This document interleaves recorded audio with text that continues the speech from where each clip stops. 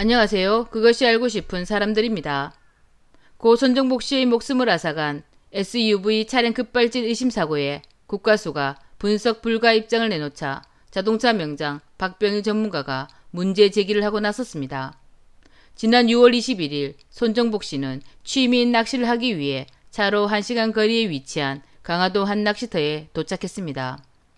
낚시를 즐기던 도중 잠시 차를 운전해 어디론가 향하다가 난데없는 굉음과 함께 돌진한 후 장애물과 2번 충돌 끝에 저수지에 떨어졌습니다.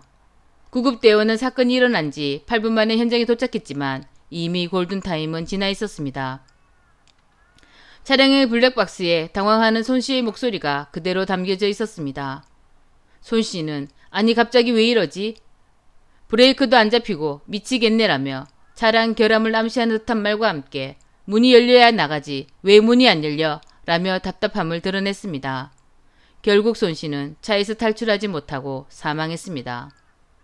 부검 결과 손 씨에겐 어떠한 건강 이상도 음주 흔적도 발견되지 않았습니다. 유가족은 블랙박스한 브레이크를 언급하는 손 씨의 말과 20년 베테랑 운전자인 그의 지난 경력, 평소 조심조심해서 차를 모는 습관들을 근거로 차량 결함을 주장했습니다. 그러나 사고 석 달 뒤 국과수 감정 결과는 유가족에게 절망만 안겨주었습니다. 제시한 영상과 차량만으론 사고 이전 주행 상태를 추정할 수 없음, 급발진 여부를 분석할 수 없음, 이 국과수의 입장이었습니다. 차량 침수로 시동이 걸리지 않는 바람에 분석이 어렵다고 했습니다. 그러나 박병일 자동차 명장은 국과수의 감정이 제대로 되지 않았음을 주장했습니다. 그는 3개월 동안 차량이 방치되며 내부가 녹이 슬고 망가져 분석이 어려운 것에 대해 사고 기록 장치인 EDR은 시동이 걸리지 않아도 분석이 가능하다고 했습니다. 전기 신호가 들어가서 USB처럼 기록되는 것이라는 의견을 밝혔습니다. EDR의 기록을 추출하는 과정에서 기술이 필요하기 때문에 EDR 데이터는 제조사를 통하지 않으면 확인할 수 없습니다.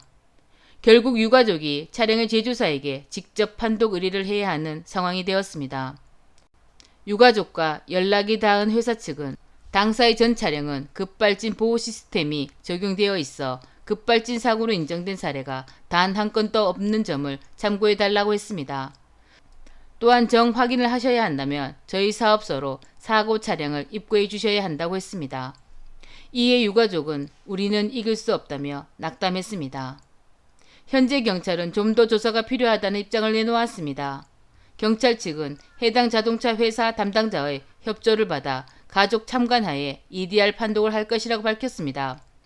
또한 제조사 측 역시 유가족 연락 당시 경찰로부터 사고에 대해 듣지 못해 그런 안내를 한 것이라는 입장을 전해왔습니다. 손정복 씨를 죽음으로 몰고 간 SUV 차량의 저수지 돌진 사고의 진실은 무엇일까요? EDR의 결과가 어떻게 나올까요? 그것이 알고 싶은 사람들이었습니다. 시청해주셔서 감사합니다.